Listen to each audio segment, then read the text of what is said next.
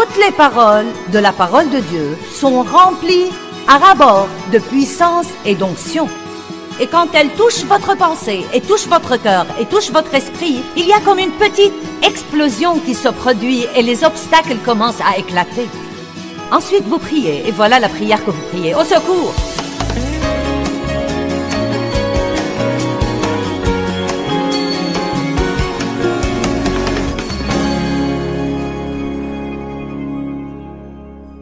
Quand vous recevez Christ comme votre sauveur, Christ vient, le Saint-Esprit vient, Dieu vient vivre en vous. La Bible dit que notre corps est le temple du Saint-Esprit.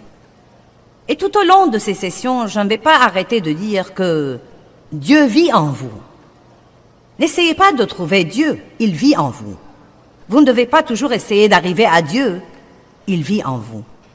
Et comme je l'ai dit la dernière fois, Dieu ressemble à une force magnétique à l'intérieur de nous. Et il nous attire constamment à lui. Eh bien, nous avons une âme.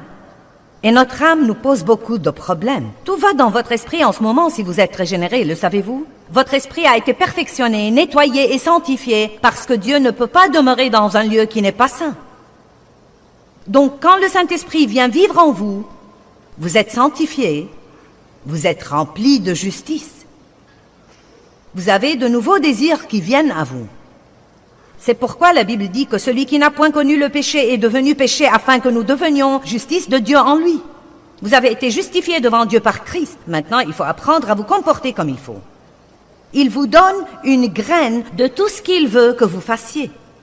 Dieu ne va jamais exiger que vous fassiez quelque chose sans vous donner la capacité de le faire. C'est pourquoi je répétais pendant les 2 dernières années que vous pouvez faire tout ce que Dieu vous demande de faire. Il ne va pas vous demander de faire quelque chose que vous ne pouvez pas faire. Donc, la chose la plus insensée que nous puissions dire, c'est « Dieu, je ne peux pas ». Car si c'est Dieu qui vous a dit de le faire, vous pouvez le faire. Nous avons du mal à pardonner à ceux qui nous font mal, et c'est notre prétexte pour rester dans l'amertume. Eh bien, c'est trop dur, c'est trop dur. Mais vous savez quoi? Si nous ne pouvions pas le faire, Dieu n'aurait pas rempli la Bible d'instructions pour qu'on le fasse. Et tout ce que Dieu nous dit de faire est pour notre bien. Tout ce que Dieu vous demande de faire ou de ne pas faire est pour votre bien.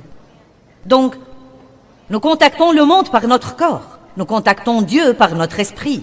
Mais nous nous contactons nous-mêmes par notre âme. Votre âme, c'est votre personnalité, c'est vous. Dans votre âme, vous avez des désirs. Vous voulez, vous pensez, vous ressentez. Je veux, je pense, je ressens. Nous avons tous des choses que nous voulons, mais Dieu a des choses qu'il veut. Et si ce qu'il veut ne s'accorde pas avec ce que nous voulons, devinez qui va l'emporter. L'avez-vous déjà compris? Vous avez compris que la volonté de Dieu va l'emporter à la fin? Et si Dieu ne finit pas par triompher dans votre vie, vous serez malheureux. Aussi simple que ça. Vous ne serez pas heureux si vous n'êtes pas d'accord avec Dieu. Ça ne va pas marcher. C'est étonnant ce qu'une conscience tranquille peut faire. C'est merveilleux d'être en paix. Nous pensons. J'ai parlé de ça hier, pas autant que je voulais, mais nous pensons, et nous nous attirons tant d'ennuis en pensant. Parfois, nous pensons trop à une chose. C'est comme si Dieu nous dit quelque chose, un désir s'introduit dans nos cœurs, nous savons que nous sommes censés faire quelque chose, et ensuite notre pensée entre en action, et nous commençons à penser à toutes les raisons pour lesquelles nous ne devrions pas le faire, et pourquoi ça ne marchera pas, et ce que ça va nous coûter, et combien ça va être dur. Et nous nous retrouvons dans la désobéissance de nouveau. Et nous aurions mieux fait de ne pas y avoir pensé un peu trop. Un peu trop. J'ai en fait découvert que je peux étudier à l'excès. J'ai appris à être mené par l'esprit dans mon étude. J'étudie jusqu'à ce que je me sente rempli. Puis je me fie à Dieu pour faire ressortir ce qu'il m'a aidé à assimiler. Mais si je garde ça trop dans ma pensée, alors je viens ici et je fais un gâchis. La Bible dit, ne t'appuie pas sur ta sagesse. Confie-toi en l'Éternel de tout ton cœur et de toute ta pensée et ne t'appuie pas sur ta sagesse. Reconnais-le dans toutes tes voies, et il aplanira tes sentiers. Eh bien, nous avons tous des voies. J'ai ma façon de faire les choses. Vous avez vos façons de faire les choses. Mais Dieu doit faire à son idée, sinon les choses ne vont pas marcher dans nos vies. La conversion, recevoir le Christ, marque le retour initial de l'âme à Dieu. Et Dieu cherche ce que la Bible appelle l'union, qui veut vraiment dire l'unité. Vous savez, vous pouvez parfois entendre parler du mariage comme l'union de mariage, où l'homme quitte son père et sa mère et les deux deviennent un. Un. Dieu veut être un avec nous. Il veut que nous soyons un avec lui. Cela veut dire penser comme lui, vouloir les mêmes choses. Jésus a dit, « Je ne dis que ce que j'entends mon Père dire. Je ne fais que ce que je vois mon Père faire. Celui qui m'a vu a vu le Père. Tout ce qui est à lui est à moi, et tout ce qui est à moi est à lui. » Unité, unité, elle vous donne la puissance. À l'instant où vous recevez Christ comme votre sauveur, vous commencez un voyage, le voyage de toute une vie. Et vous serez dans ce voyage tout au long de votre vie. Il ne s'agit pas tant d'arriver à la perfection avant que Christ ne vous appelle au ciel que de continuer à avancer, à aller dans la direction de Dieu et à faire de votre mieux pour faire tout ce que vous croyez que Dieu vous demande de faire ou de ne pas faire. Dieu ne va pas vous demander de faire quelque chose sans vous donner la capacité de le faire. Dieu ne va pas vous demander de faire quelque chose sans vous donner la capacité de le faire. Si vous commencez à sentir que Dieu vous dit de vous séparer de certains de vos amis parce qu'ils empoisonnent votre âme, et qu'ils ne sont vraiment pas bons pour vous, et qu'ils vous rabaissent toujours, et qu'ils ne mènent pas le genre de vie que vous essayez de vivre, et qu'ils vous tentent toujours d'aller au mauvais endroit et de vous impliquer dans de mauvaises choses. Allez, est-ce que je parle à quelqu'un? Et vous savez que Dieu s'occupe de vous. Mais vous pensez, eh bien, je serai solitaire. Eh bien, je n'aurai pas d'amis. Puis vous pensez, je ne veux pas les blesser.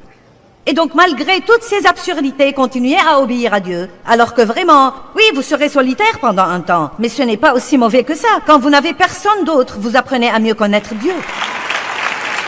Et ensuite, au bon moment, écoutez maintenant, si vous sacrifiez la chose à laquelle vous vous cramponnez et qui en fait vous rend malade, il va y avoir un peu de douleur, un peu de gêne dans votre âme. Mais il y aura une résurrection. Après la mort, il y a la résurrection. Certains d'entre vous se soucient beaucoup trop de ce que les gens pensent d'eux. J'ai enduré ça pendant des années. Réputation, réputation, réputation. Que penseront les gens ? Et vous savez quoi? Vous devez mourir à votre réputation et vous fichez pas mal de ce qu'ils pensent. Eh bien, peut-être que vous traverserez une période de temps où ça va vraiment être douloureux. Mais plus tard, non mais il n'y a pas de liberté comme ne pas avoir à impressionner. Oh mon Dieu, c'est si merveilleux de pouvoir être qui vous êtes et de ne pas être excessivement inquiet de ce que pensent les autres, de ne pas avoir vraiment à les impressionner ou à rivaliser avec eux ou à vous comparer à eux. J'aurais voulu vous dire que j'ai été sauvée lundi et que mardi j'avais tout ça, mais ce n'est pas la vérité. Ça a été un voyage, et un long voyage.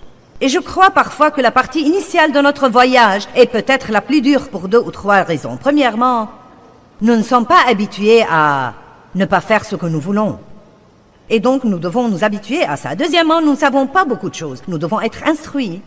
Et j'espère que le fait de partager avec vous vous aidera parce que nous ne pouvons pas coopérer avec ce que Dieu essaye de faire dans notre vie si nous ne comprenons pas complètement ce qu'il essaye de faire.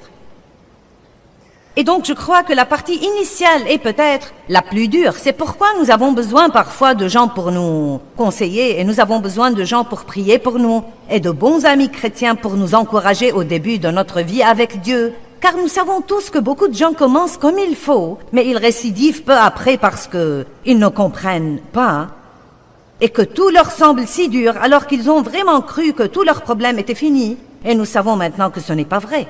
Mais vous savez quoi? Votre pire journée avec Dieu, la pire journée que vous puissiez avoir, quand Dieu est à vos côtés, est toujours meilleure que votre meilleure journée sans lui.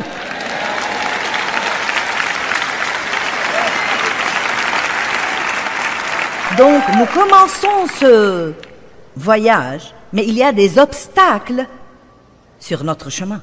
L'âme est une chose intéressante parce que Dieu veut utiliser notre âme, mais Satan aussi veut utiliser notre âme. Dieu veut parler par votre bouche, mais le diable aussi veut parler par votre bouche. Dieu veut penser par votre pensée, mais le diable aussi veut penser par votre pensée. Dieu veut agir par votre volonté. Il veut que vos décisions s'alignent sur lui, mais le diable aussi veut que vos décisions s'alignent sur lui. Nous nous retrouvons donc dans cette guerre. Nous avons parfois l'impression que nous sommes tiraillés entre deux directions opposées, mais cela devient de plus en plus facile. Chaque fois que vous prenez une décision pour Dieu, la prochaine fois que vous prenez une décision pour Dieu, ça devient un peu plus facile que la dernière fois.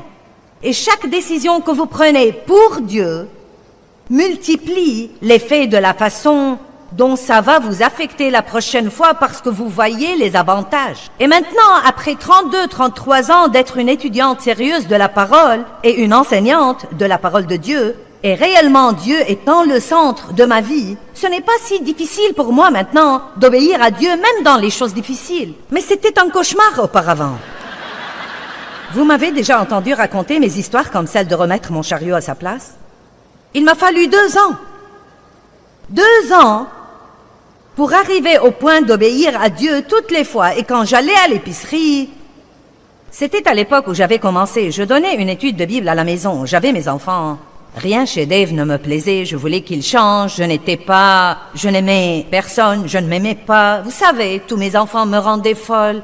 Et vous savez, j'allais à l'épicerie, je n'avais pas d'argent. Vous savez, tout devait être calculé. On devait attacher les coupons. Tout ça était un cauchemar.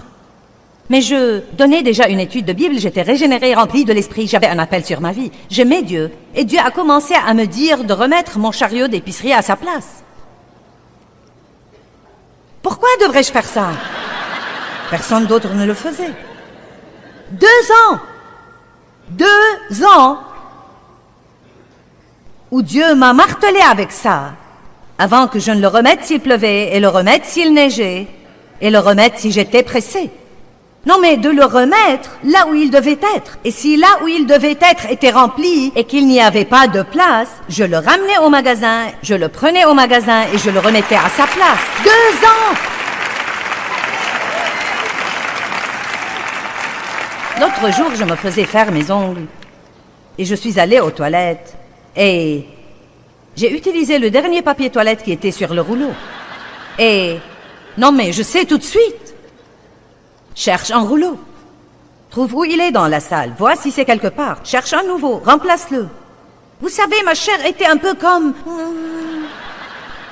Je ne sais pas où il est. Eh bien, cherche-le. Eh bien, vous savez... Mais tout ça a pris peut-être, je ne sais pas, moins d'1 minute. Et j'ai fait ce que Dieu m'a dit de faire. Et vous pensez, des chariots d'épicerie et du papier toilette, je suis venue pour écouter la parole de Dieu. Puis-je vous dire quelque chose? Si vous n'allez pas obéir à Dieu dans de petites choses comme ça, vous feriez aussi bien d'oublier l'obéissance à Dieu dans d'autres trucs. Et vous n'êtes pas tous obligés d'aller à l'université de théologie pour apprendre à obéir à Dieu. Vous pouvez aller à l'université du Saint-Esprit et il vous l'apprendra où que vous soyez. Je n'ai pas été à l'université. Mais regardez-moi. Et je dis la vérité. Je vous raconte ces histoires parce que c'est là où Dieu a commencé à me former. Je passais beaucoup de temps à l'épicerie et c'est là où ça a commencé. Dieu m'enseignait l'intégrité. Il m'enseignait à être une femme à caractère pieux, à être une femme d'excellence et à ne rien faire de la façon la plus relâchée et la plus facile dont je pouvais me débrouiller, mais de faire les choses comme il faut, surtout quand personne ne me voyait. Personne n'était dans cette salle de bain avec moi. Personne n'allait savoir si j'avais remplacé le papier toilette ou si j'avais laissé à la personne suivante de faire ça. On n'aime pas quand on va à la salle de bain et qu'il n'y a pas de papier toilette. Faites-le de même pour eux. Tout ce que vous voulez que les hommes fassent pour vous. Je ne sais pas de quoi ce message aura l'air quand il sera traduit en chinois et en dialecte indien et... Vous savez. Mais je vous dis une chose, nous avons tous les mêmes problèmes quelle que soit la langue que nous parlons et Dieu veut que nous soyons des gens d'excellence.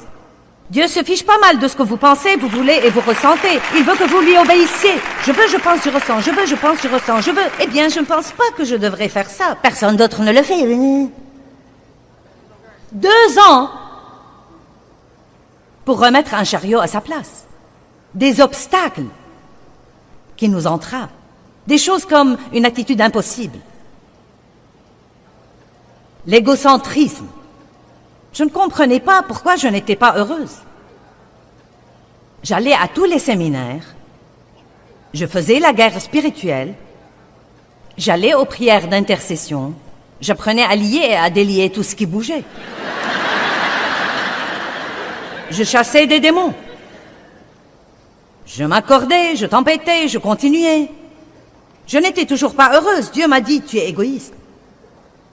Je n'y avais jamais pensé. Tu ne peux pas être heureuse et imbu de toi-même en même temps. C'était un obstacle. Furieuse, impitoyable, paresseuse, avide, autoritaire, la langue acérée, jalouse, mécontente, ingrate, et la liste peut continuer pour des kilomètres et des kilomètres. Et ce n'est même pas notre tâche d'écarter ces obstacles, et c'est la bonne nouvelle, car vous ne pouvez pas vous changer vous-même. Et pas seulement ça, à vrai dire, vous ne pouvez même pas vous occuper de quelque chose dans votre vie avant que Dieu ne mette le doigt dessus. C'est pourquoi c'est vraiment inutile que quelqu'un d'autre vienne vous dire que vous devez réparer ceci ou changer ceci ou cela. Les gens autour de moi me disaient quand j'étais un gâchis, « Quel est ton problème ?» Et je pensais, « Je n'ai pas de problème. » Que voulez-vous dire par ça? Je n'en avais aucune idée. Mais vous savez quoi? Quand Dieu a mis son doigt sur moi, quand Dieu a commencé à me révéler mon moi, oh mon Dieu! Donc, quand Dieu met son doigt sur quelque chose, la seule chose que nous puissions faire, c'est numéro 1, être d'accord avec Dieu. Dieu, je me rends. Tu as raison, j'ai tort.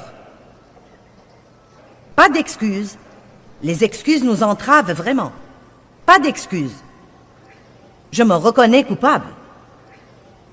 Maintenant, je te demande de me changer. La deuxième chose que vous pouvez faire, c'est d'étudier la parole de Dieu dans le domaine où Dieu s'occupe de vous. S'il s'occupe de vous à propos de votre bouche, étudiez la parole à propos de la bouche. S'il s'occupe de vous à propos de l'égoïsme, étudiez la parole à propos de l'égoïsme. La parole de Dieu est différente des autres paroles. C'est sa parole. Toutes les paroles de la parole de Dieu sont remplies à ras-bord de puissance et d'onction. Et quand elle touche votre pensée, et touche votre cœur, et touche votre esprit, il y a comme une petite explosion qui se produit et les obstacles commencent à éclater. Ensuite, vous priez, et voilà la prière que vous priez. Au secours! Dieu, aide-moi à garder ma bouche fermée. Dieu, mets une garde à ma bouche, de peur que je ne pêche contre toi par ma langue, car si tu ne m'aides pas, je dirai ce qu'il ne faut pas. Arrêtez de dire à Dieu combien vous allez être bon. Vous allez être bon jusqu'à ce que vous mettiez vos pieds sur le plancher.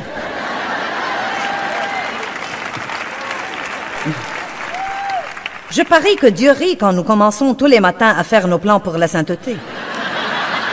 Ah oui, aujourd'hui, je ne vais pas pécher. Je ne vais rien dire de mauvais, Dieu.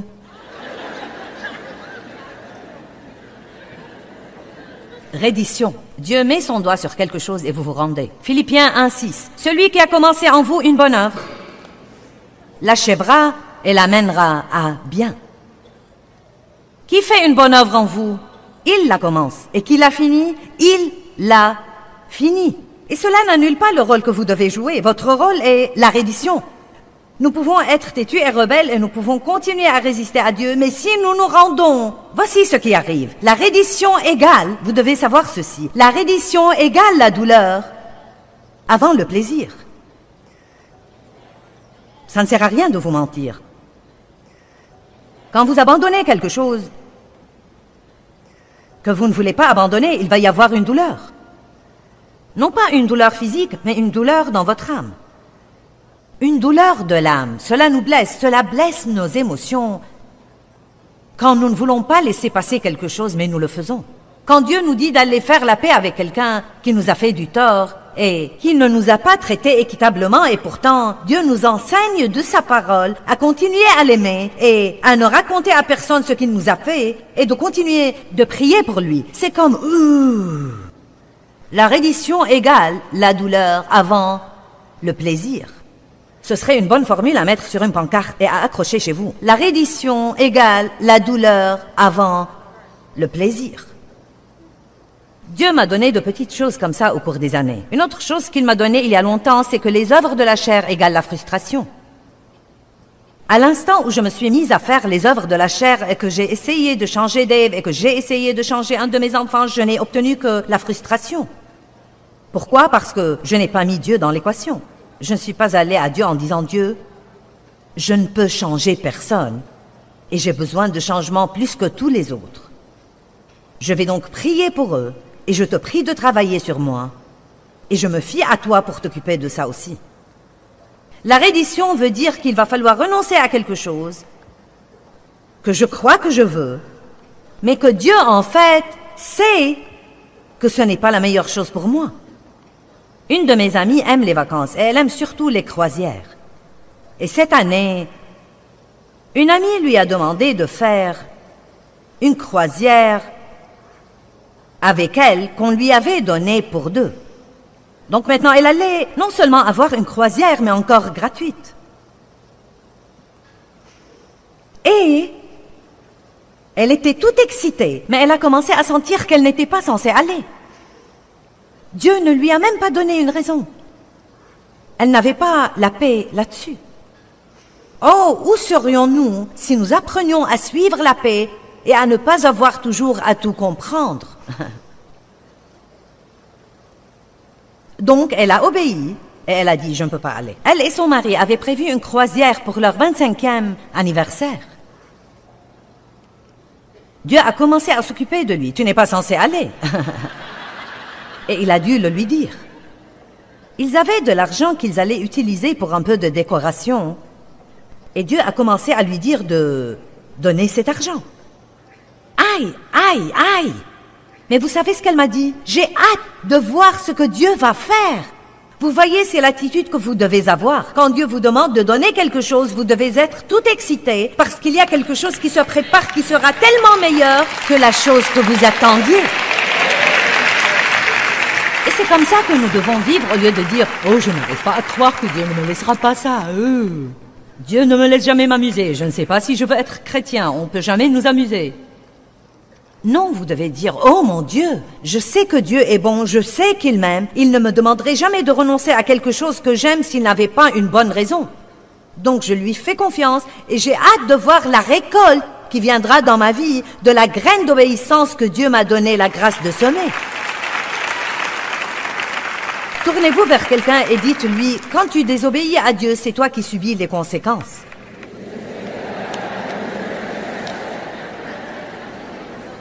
Maintenant, l'unité avec Dieu, entrez dans l'unité. Vous comprenez tous quand je dis l'unité avec Dieu? Entrez dans l'unité avec Dieu.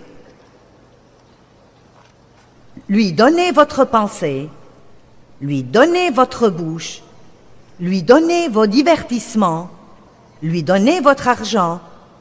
Il ne veut pas vivre dans cette petite boîte de dimanche matin dans laquelle nous essayons de le garder. Nous le sortons pour 45 minutes le dimanche matin, nous le remettons dans la boîte et nous vivons comme tous les autres le reste de la semaine. Non, non, non, non, non, non, non, non, non, non. Si c'est ce que vous voulez, vous êtes dans le mauvais bâtiment et vous devez essayer de vous évader rapidement. La reddition égale la douleur avant le plaisir. Mais je suis si heureuse maintenant que je peux à peine me tenir en place. Et vous ne savez pas combien d'années j'étais malheureuse. Vous ne savez pas combien d'années j'étais une chrétienne malheureuse. Vous ne savez pas combien d'années j'étais une prédicatrice malheureuse. Mais plus jamais. Oh, plus jamais. Vous savez quoi, je suis contente. Je suis heureuse, je suis paisible. Je n'ai même pas besoin de faire à mon idée maintenant pour être heureuse. Allez maintenant, c'est ça la liberté. Mais c'est un voyage. Et je passe toujours des tests. Le papier toilette était un test. Je me fiche de ce que vous pensez. C'était un test. Dieu me testait pour voir. Ça va toujours là, Joyce? Combien d'entre vous savent que Dieu vous teste de temps en temps? Passez votre test maintenant, sinon vous allez le repasser.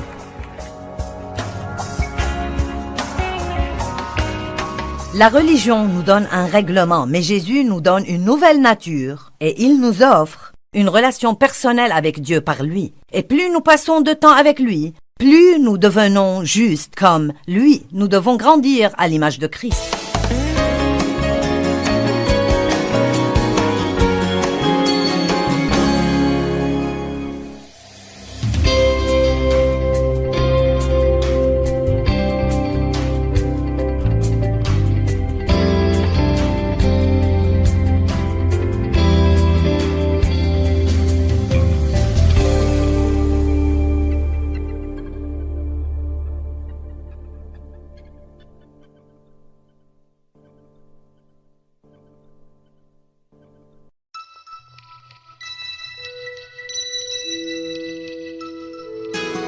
Toutes les paroles de la parole de Dieu sont remplies à ras-bord de puissance et d'onction.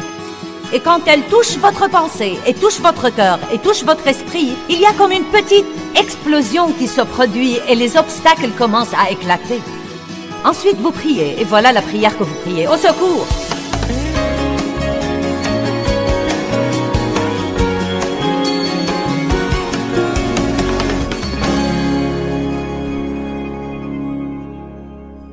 Quand vous recevez Christ comme votre sauveur,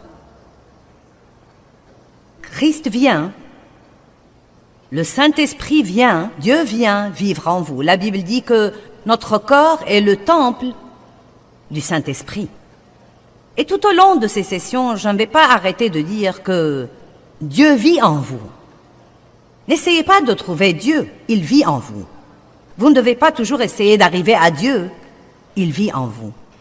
Et comme je l'ai dit la dernière fois, Dieu ressemble à une force magnétique à l'intérieur de nous.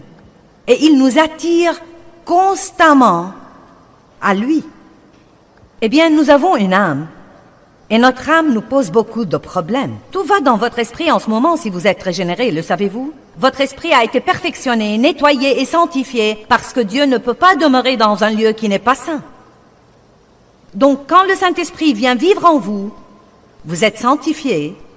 Vous êtes rempli de justice. Vous avez de nouveaux désirs qui viennent à vous. C'est pourquoi la Bible dit que celui qui n'a point connu le péché est devenu péché afin que nous devenions justice de Dieu en lui. Vous avez été justifiés devant Dieu par Christ. Maintenant, il faut apprendre à vous comporter comme il faut. Il vous donne une graine de tout ce qu'il veut que vous fassiez. Dieu ne va jamais exiger que vous fassiez quelque chose sans vous donner la capacité de le faire. C'est pourquoi je répétais pendant les 2 dernières années que vous pouvez faire tout ce que Dieu vous demande de faire. Il ne va pas vous demander de faire quelque chose que vous ne pouvez pas faire. Donc, la chose la plus insensée que nous puissions dire, c'est « Dieu, je ne peux pas ». Car si c'est Dieu qui vous a dit de le faire, vous pouvez le faire. Nous avons du mal à pardonner à ceux qui nous font mal, et c'est notre prétexte pour rester dans l'amertume. Eh bien, c'est trop dur, c'est trop dur. Mais vous savez quoi? Si nous ne pouvions pas le faire, Dieu n'aurait pas rempli la Bible d'instructions pour qu'on le fasse. Et tout ce que Dieu nous dit de faire est pour notre bien. Tout ce que Dieu vous demande de faire ou de ne pas faire est pour votre bien. Donc, nous contactons le monde par notre corps. Nous contactons Dieu par notre esprit, mais nous nous contactons nous-mêmes par notre âme. Votre âme, c'est votre personnalité, c'est vous. Dans votre âme, vous avez des désirs. Vous voulez, vous pensez, vous ressentez. Je veux, je pense, je ressens. Nous avons tous des choses que nous voulons, mais Dieu a des choses qu'il veut. Et si ce qu'il veut ne s'accorde pas avec ce que nous voulons, devinez qui va l'emporter. L'avez-vous déjà compris? Vous avez compris que la volonté de Dieu va l'emporter à la fin? Et si Dieu ne finit pas par triompher dans votre vie, vous serez malheureux. Aussi simple que ça. Vous ne serez pas heureux si vous n'êtes pas d'accord avec Dieu. Ça ne va pas marcher. C'est étonnant ce qu'une conscience tranquille peut faire. C'est merveilleux d'être en paix. Nous pensons. J'ai parlé de ça hier, pas autant que je voulais, mais nous pensons, et nous nous attirons tant d'ennuis en pensant. Parfois, nous pensons trop à une chose. C'est comme si Dieu nous dit quelque chose, Un désir s'introduit dans nos cœurs, nous savons que nous sommes censés faire quelque chose, et ensuite notre pensée entre en action, et nous commençons à penser à toutes les raisons pour lesquelles nous ne devrions pas le faire, et pourquoi ça ne marchera pas, et ce que ça va nous coûter, et combien ça va être dur. Et nous nous retrouvons dans la désobéissance de nouveau. Et nous aurions mieux fait de ne pas y avoir pensé un peu trop. Un peu trop. J'ai en fait découvert que je peux étudier à l'excès. J'ai appris à être mené par l'esprit dans mon étude. J'étudie jusqu'à ce que je me sente rempli. Puis je me fie à Dieu pour faire ressortir ce qu'il m'a aidé à assimiler. Mais si je garde ça trop dans ma pensée, alors je viens ici et je fais un gâchis. La Bible dit, ne t'appuie pas sur ta sagesse. Confie-toi en l'Éternel de tout ton cœur et de toute ta pensée et ne t'appuie pas sur ta sagesse. Reconnais-le dans toutes tes voies, et il aplanira tes sentiers. Eh bien, nous avons tous des voies. J'ai ma façon de faire les choses. Vous avez vos façons de faire les choses. Mais Dieu doit faire à son idée, sinon les choses ne vont pas marcher dans nos vies.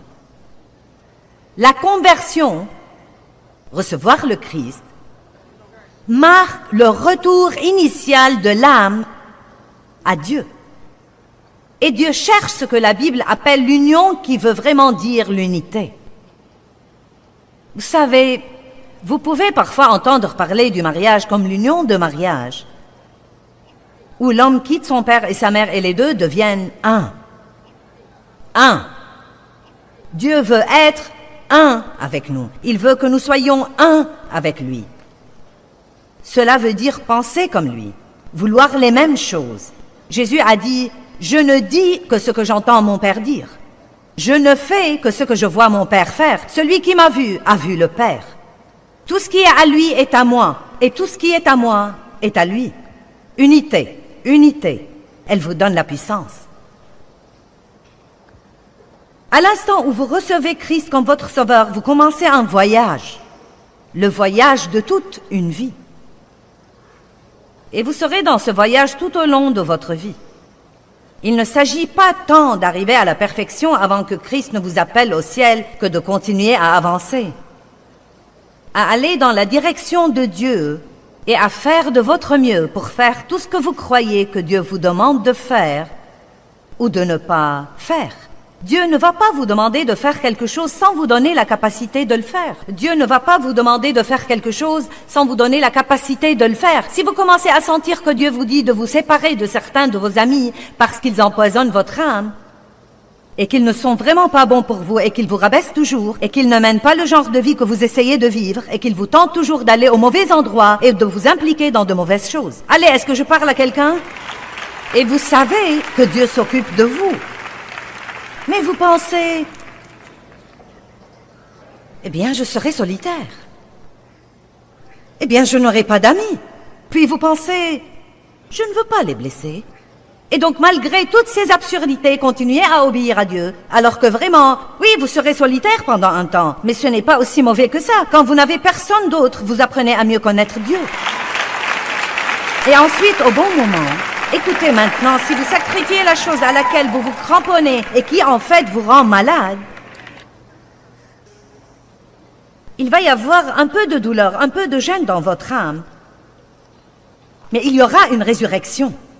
Après la mort, il y a la résurrection. Certains d'entre vous se soucient beaucoup trop de ce que les gens pensent d'eux. J'ai enduré ça pendant des années. Réputation, réputation, réputation. Que penseront les gens ? Et vous savez quoi? Vous devez mourir à votre réputation et vous fichez pas mal de ce qu'ils pensent. Eh bien, peut-être que vous traverserez une période de temps où ça va vraiment être douloureux. Mais plus tard, non mais il n'y a pas de liberté comme ne pas avoir à impressionner. Oh mon Dieu, c'est si merveilleux de pouvoir être qui vous êtes et de ne pas être excessivement inquiet de ce que pensent les autres, de ne pas avoir vraiment à les impressionner ou à rivaliser avec eux ou à vous comparer à eux. J'aurais voulu vous dire que j'ai été sauvée lundi et que mardi j'avais tout ça, mais ce n'est pas la vérité.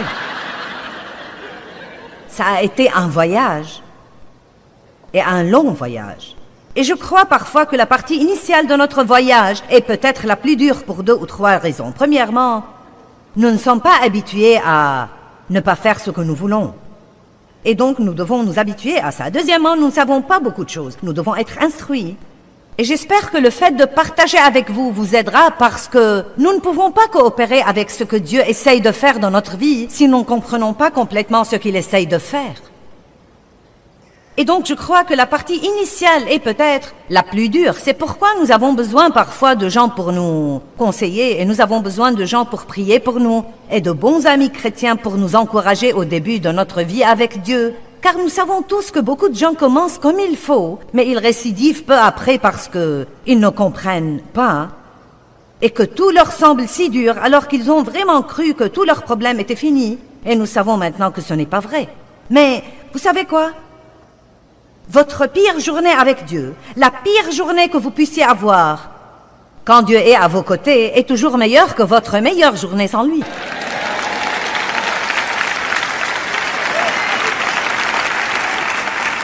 Donc, nous commençons ce voyage, mais il y a des obstacles sur notre chemin. L'âme est une chose intéressante parce que Dieu veut utiliser notre âme, mais Satan aussi veut utiliser notre âme.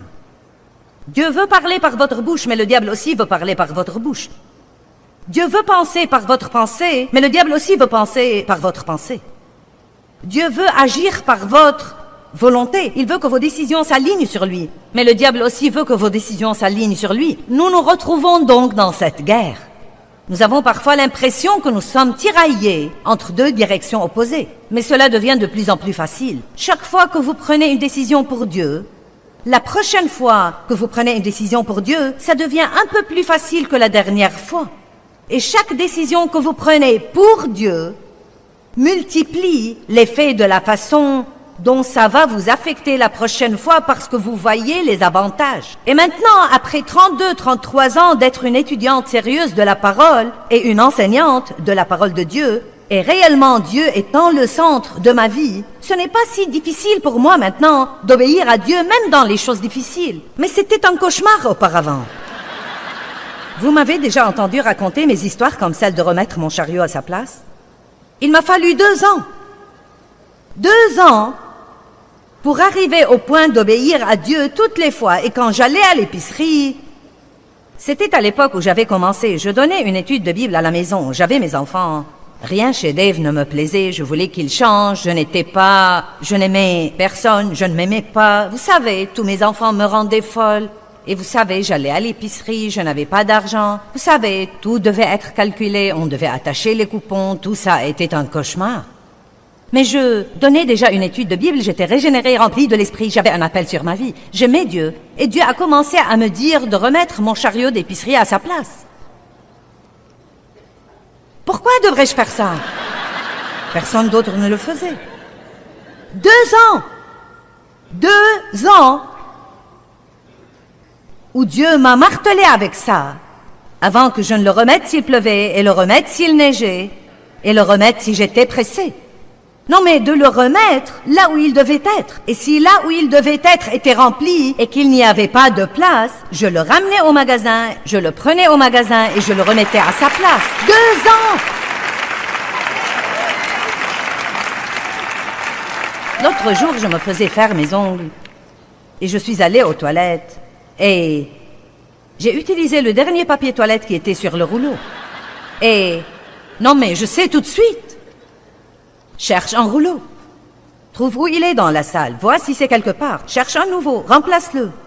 Vous savez, ma chair était un peu comme... Je ne sais pas où il est. Eh bien, cherche-le. Eh bien, vous savez... Mais tout ça a pris peut-être... Je ne sais pas... moins d'1 minute, et j'ai fait ce que Dieu m'a dit de faire. Et vous pensez, des chariots d'épicerie et du papier toilette, je suis venue pour écouter la parole de Dieu.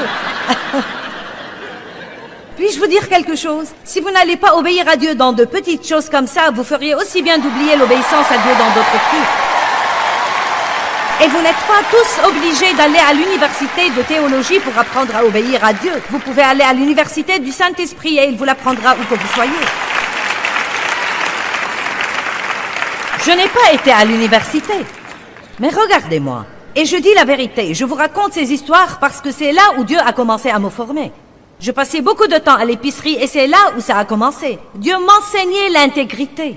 Il m'enseignait à être une femme à caractère pieux, à être une femme d'excellence et à ne rien faire de la façon la plus relâchée et la plus facile dont je pouvais me débrouiller, mais de faire les choses comme il faut, surtout quand personne ne me voyait. Personne n'était dans cette salle de bain avec moi. Personne n'allait savoir si j'avais remplacé le papier toilette ou si j'avais laissé à la personne suivante de faire ça. On n'aime pas quand on va à la salle de bain et qu'il n'y a pas de papier toilette. Faites-le de même pour eux. Tout ce que vous voulez que les hommes fassent pour vous. Je ne sais pas de quoi ce message aura l'air quand il sera traduit en chinois et en dialecte indien et... Vous savez. Mais je vous dis une chose, nous avons tous les mêmes problèmes quelle que soit la langue que nous parlons, et Dieu veut que nous soyons des gens d'excellence. Dieu se fiche pas mal de ce que vous pensez, vous voulez et vous ressentez. Il veut que vous lui obéissiez. Je veux, je pense, je ressens. Je veux, je pense, je ressens. Je veux. Eh bien, je ne pense pas que je devrais faire ça. Personne d'autre ne le fait. 2 ans pour remettre un chariot à sa place. Des obstacles qui nous entravent. Des choses comme une attitude impossible. L'égocentrisme. Je ne comprenais pas pourquoi je n'étais pas heureuse. J'allais à tous les séminaires. Je faisais la guerre spirituelle. J'allais aux prières d'intercession. J'apprenais à lier et à délier tout ce qui bougeait. Je chassais des démons. Je m'accordais, je tempêtais, je continuais.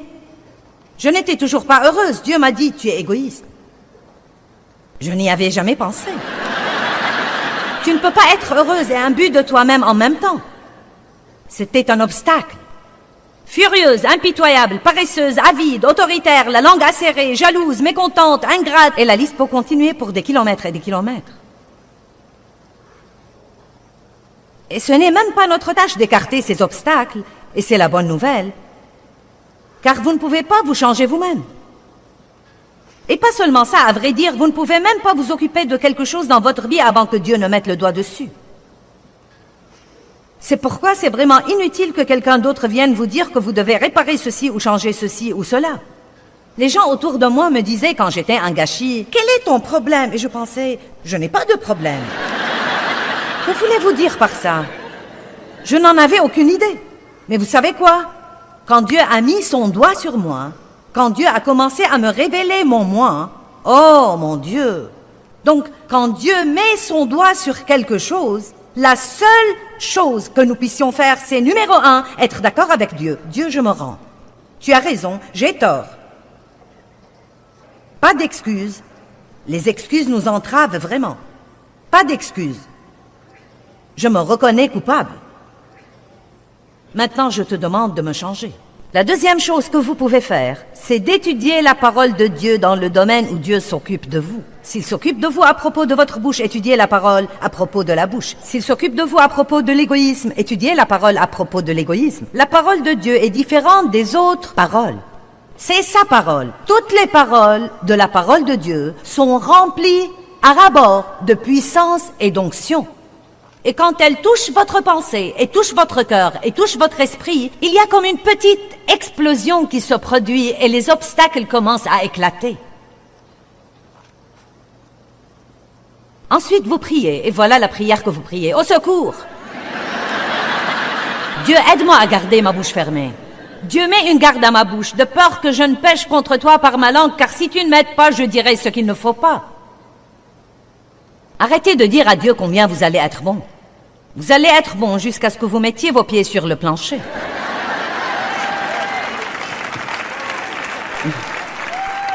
Je parie que Dieu rit quand nous commençons tous les matins à faire nos plans pour la sainteté.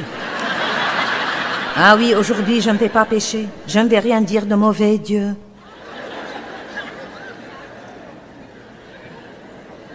Reddition. Dieu met son doigt sur quelque chose et vous vous rendez. Philippiens 1:6. Celui qui a commencé en vous une bonne œuvre l'achèvera et l'amènera à bien. Qui fait une bonne œuvre en vous?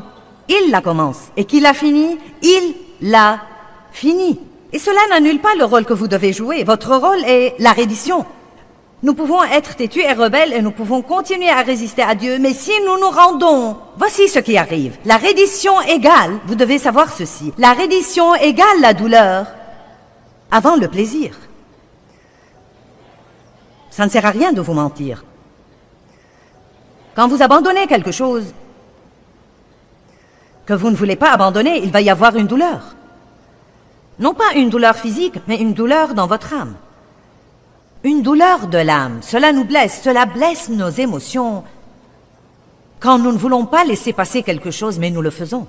Quand Dieu nous dit d'aller faire la paix avec quelqu'un qui nous a fait du tort et qui ne nous a pas traités équitablement, et pourtant Dieu nous enseigne de sa parole à continuer à l'aimer et à ne raconter à personne ce qu'il nous a fait et de continuer de prier pour lui. C'est comme la reddition égale la douleur avant le plaisir. Ce serait une bonne formule à mettre sur une pancarte et à accrocher chez vous. La reddition égale la douleur avant le plaisir. Dieu m'a donné de petites choses comme ça au cours des années. Une autre chose qu'il m'a donnée il y a longtemps, c'est que les œuvres de la chair égalent la frustration. À l'instant où je me suis mise à faire les œuvres de la chair et que j'ai essayé de changer Dave et que j'ai essayé de changer un de mes enfants, je n'ai obtenu que la frustration. Pourquoi? Parce que je n'ai pas mis Dieu dans l'équation. Je ne suis pas allée à Dieu en disant « Dieu, je ne peux changer personne et j'ai besoin de changement plus que tous les autres. Je vais donc prier pour eux et je te prie de travailler sur moi et je me fie à toi pour t'occuper de ça aussi. » La reddition veut dire qu'il va falloir renoncer à quelque chose que je crois que je veux, mais que Dieu, en fait, sait que ce n'est pas la meilleure chose pour moi. Une de mes amies aime les vacances et elle aime surtout les croisières. Et cette année, une amie lui a demandé de faire une croisière avec elle qu'on lui avait donnée pour deux. Donc maintenant, elle allait non seulement avoir une croisière, mais encore gratuite. Et elle était toute excitée, mais elle a commencé à sentir qu'elle n'était pas censée aller. Dieu ne lui a même pas donné une raison. Elle n'avait pas la paix là-dessus. Oh, où serions-nous si nous apprenions à suivre la paix et à ne pas avoir toujours à tout comprendre? Donc, elle a obéi et elle a dit « Je ne peux pas aller ». Elle et son mari avaient prévu une croisière pour leur 25e anniversaire. Dieu a commencé à s'occuper de lui. « Tu n'es pas censé aller ». Et il a dû le lui dire.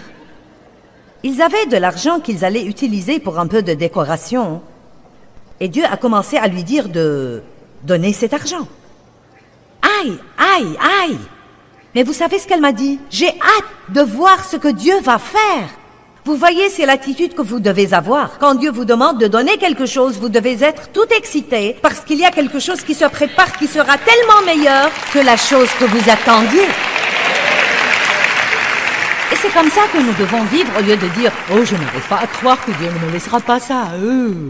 Dieu ne me laisse jamais m'amuser. Je ne sais pas si je veux être chrétien. On ne peut jamais nous amuser. » Non, vous devez dire « Oh mon Dieu, je sais que Dieu est bon, je sais qu'il m'aime. Il ne me demanderait jamais de renoncer à quelque chose que j'aime s'il n'avait pas une bonne raison. Donc je lui fais confiance et j'ai hâte de voir la récolte qui viendra dans ma vie de la graine d'obéissance que Dieu m'a donné la grâce de semer. » Tournez-vous vers quelqu'un et dites-lui, quand tu désobéis à Dieu, c'est toi qui subis les conséquences.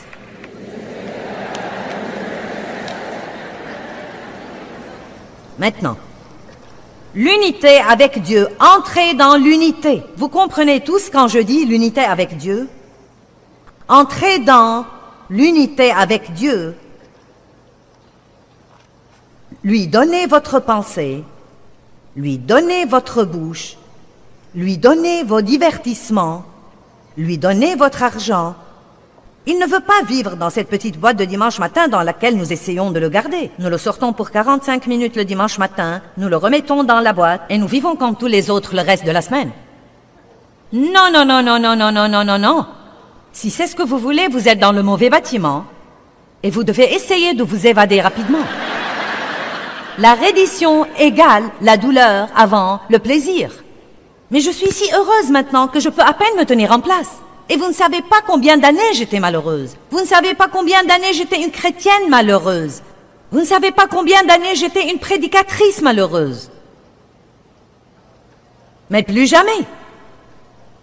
Oh, plus jamais. Vous savez quoi, je suis contente, je suis heureuse, je suis paisible. Je n'ai même pas besoin de faire à mon idée maintenant pour être heureuse.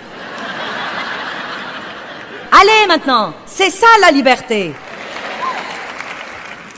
Mais c'est un voyage.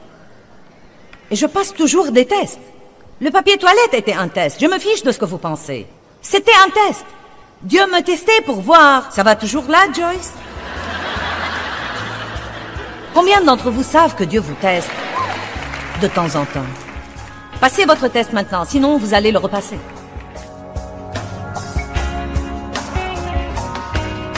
La religion nous donne un règlement, mais Jésus nous donne une nouvelle nature et il nous offre une relation personnelle avec Dieu par lui. Et plus nous passons de temps avec lui, plus nous devenons justes comme lui. Nous devons grandir à l'image de Christ.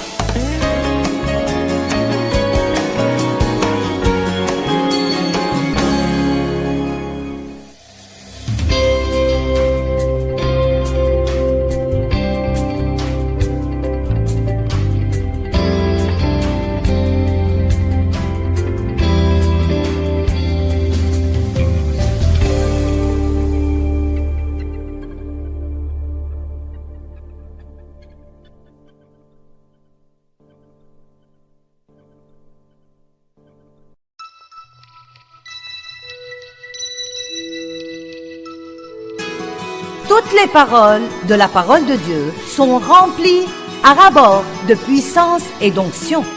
Et quand elles touchent votre pensée, et touchent votre cœur, et touchent votre esprit, il y a comme une petite explosion qui se produit et les obstacles commencent à éclater.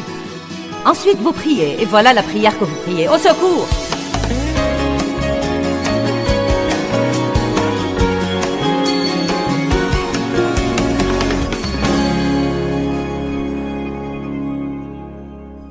Quand vous recevez Christ comme votre sauveur, Christ vient, le Saint-Esprit vient, Dieu vient vivre en vous. La Bible dit que notre corps est le temple du Saint-Esprit. Et tout au long de ces sessions, je ne vais pas arrêter de dire que Dieu vit en vous. N'essayez pas de trouver Dieu, il vit en vous. Vous ne devez pas toujours essayer d'arriver à Dieu, il vit en vous. Et comme je l'ai dit la dernière fois, Dieu ressemble à une force magnétique à l'intérieur de nous. Et il nous attire constamment à lui. Eh bien, nous avons une âme. Et notre âme nous pose beaucoup de problèmes. Tout va dans votre esprit en ce moment si vous êtes régénéré, le savez-vous? Votre esprit a été perfectionné, nettoyé et sanctifié parce que Dieu ne peut pas demeurer dans un lieu qui n'est pas saint. Donc, quand le Saint-Esprit vient vivre en vous, vous êtes sanctifié. Vous êtes rempli de justice. Vous avez de nouveaux désirs qui viennent à vous. C'est pourquoi la Bible dit que celui qui n'a point connu le péché est devenu péché afin que nous devenions justice de Dieu en lui. Vous avez été justifiés devant Dieu par Christ. Maintenant, il faut apprendre à vous comporter comme il faut. Il vous donne une graine de tout ce qu'il veut que vous fassiez. Dieu ne va jamais exiger que vous fassiez quelque chose sans vous donner la capacité de le faire. C'est pourquoi je répétais pendant les 2 dernières années que vous pouvez faire tout ce que Dieu vous demande de faire. Il ne va pas vous demander de faire quelque chose que vous ne pouvez pas faire. Donc, la chose la plus insensée que nous puissions dire, c'est « Dieu, je ne peux pas ». Car si c'est Dieu qui vous a dit de le faire, vous pouvez le faire. Nous avons du mal à pardonner à ceux qui nous font mal, et c'est notre prétexte pour rester dans l'amertume. Eh bien, c'est trop dur, c'est trop dur. Mais vous savez quoi? Si nous ne pouvions pas le faire, Dieu n'aurait pas rempli la Bible d'instructions pour qu'on le fasse. Et tout ce que Dieu nous dit de faire est pour notre bien. Tout ce que Dieu vous demande de faire ou de ne pas faire est pour votre bien. Donc, nous contactons le monde par notre corps. Nous contactons Dieu par notre esprit, mais nous nous contactons nous-mêmes par notre âme. Votre âme, c'est votre personnalité, c'est vous. Dans votre âme, Vous avez des désirs. Vous voulez, vous pensez, vous ressentez. Je veux, je pense, je ressens. Nous avons tous des choses que nous voulons, mais Dieu a des choses qu'il veut. Et si ce qu'il veut ne s'accorde pas avec ce que nous voulons, devinez qui va l'emporter. L'avez-vous déjà compris? Vous avez compris que la volonté de Dieu va l'emporter à la fin? Et si Dieu ne finit pas par triompher dans votre vie, vous serez malheureux. Aussi simple que ça. Vous ne serez pas heureux si vous n'êtes pas d'accord avec Dieu. Ça ne va pas marcher. C'est étonnant ce qu'une conscience tranquille peut faire. C'est merveilleux d'être en paix. Nous pensons. Et j'ai parlé de ça hier, pas autant que je voulais, mais nous pensons, nous pensons, nous pensons, nous pensons, nous pensons, et nous nous attirons tant d'ennuis en pensant. Parfois, nous pensons trop à une chose. C'est comme si Dieu nous dit quelque chose, un désir s'introduit dans nos cœurs, nous savons que nous sommes censés faire quelque chose, et ensuite notre pensée entre en action, et nous commençons à penser à toutes les raisons pour lesquelles nous ne devrions pas le faire, et pourquoi ça ne marchera pas, et ce que ça va nous coûter, et combien ça va être dur. Et nous nous retrouvons dans la désobéissance de nouveau. Et nous aurions mieux fait de ne pas y avoir pensé un peu trop. Un peu trop. J'ai en fait découvert que je peux étudier à l'excès. J'ai appris à être mené par l'esprit dans mon étude. J'étudie jusqu'à ce que je me sente rempli. Puis je me fie à Dieu pour faire ressortir ce qu'il m'a aidé à assimiler. Mais si je garde ça trop dans ma pensée, alors je viens ici et je fais un gâchis. La Bible dit, ne t'appuie pas sur ta sagesse. Confie-toi en l'Éternel de tout ton cœur et de toute ta pensée et ne t'appuie pas sur ta sagesse. Reconnais-le dans toutes tes voies et il aplanira tes sentiers. Eh bien, nous avons tous des voies. J'ai ma façon de faire les choses. Vous avez vos façons de faire les choses. Mais Dieu doit faire à son idée, sinon les choses ne vont pas marcher dans nos vies. La conversion, recevoir le Christ, marque le retour initial de l'âme à Dieu. Et Dieu cherche ce que la Bible appelle l'union, qui veut vraiment dire l'unité. Vous savez, vous pouvez parfois entendre parler du mariage comme l'union de mariage, où l'homme quitte son père et sa mère et les deux deviennent un. Un. Dieu veut être un avec nous. Il veut que nous soyons un avec lui. Cela veut dire penser comme lui, vouloir les mêmes choses. Jésus a dit, « Je ne dis que ce que j'entends mon Père dire. Je ne fais que ce que je vois mon Père faire. Celui qui m'a vu a vu le Père. Tout ce qui est à lui est à moi, et tout ce qui est à moi est à lui. » Unité, unité, elle vous donne la puissance. À l'instant où vous recevez Christ comme votre sauveur, vous commencez un voyage, le voyage de toute une vie. Et vous serez dans ce voyage tout au long de votre vie. Il ne s'agit pas tant d'arriver à la perfection avant que Christ ne vous appelle au ciel que de continuer à avancer, à aller dans la direction de Dieu et à faire de votre mieux pour faire tout ce que vous croyez que Dieu vous demande de faire ou de ne pas faire.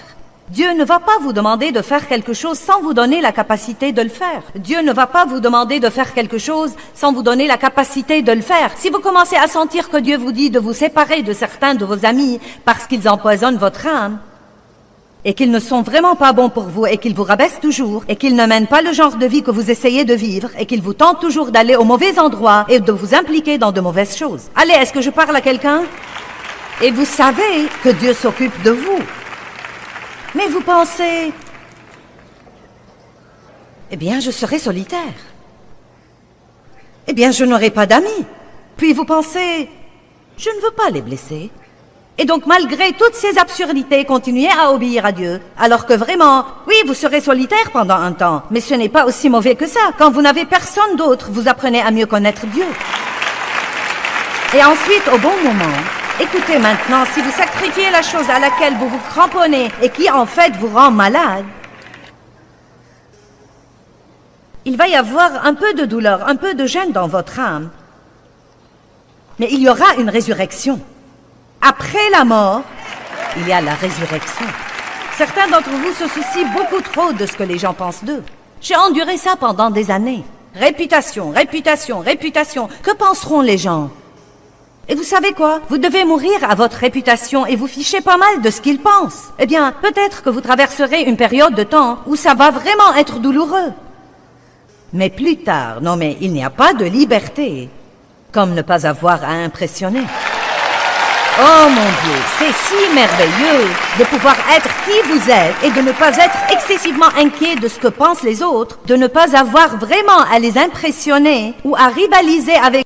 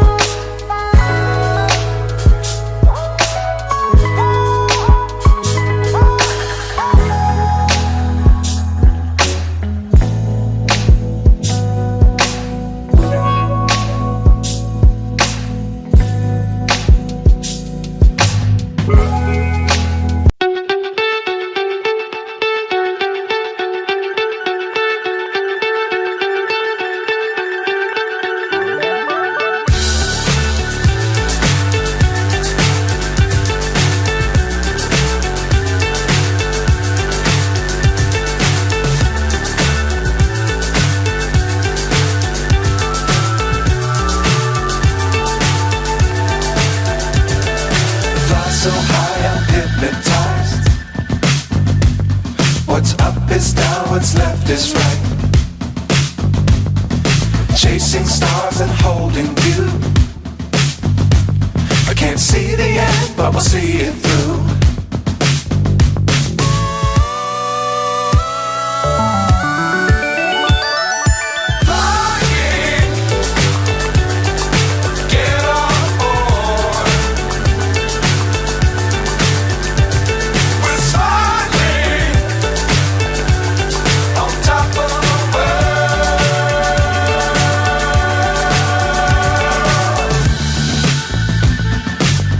Times don't fly too high.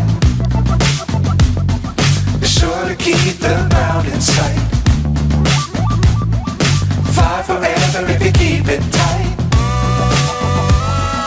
Love the world but keep the sky on your mind.